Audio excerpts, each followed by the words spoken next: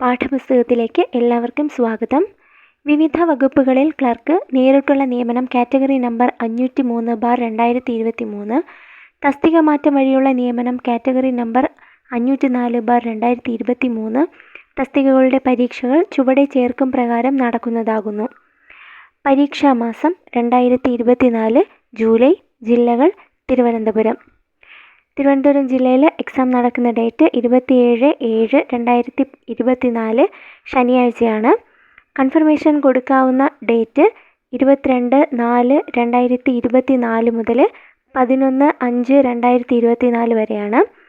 12/7/2024 മുതൽ admission ticket download ചെയ്യാവുന്നതാണ്.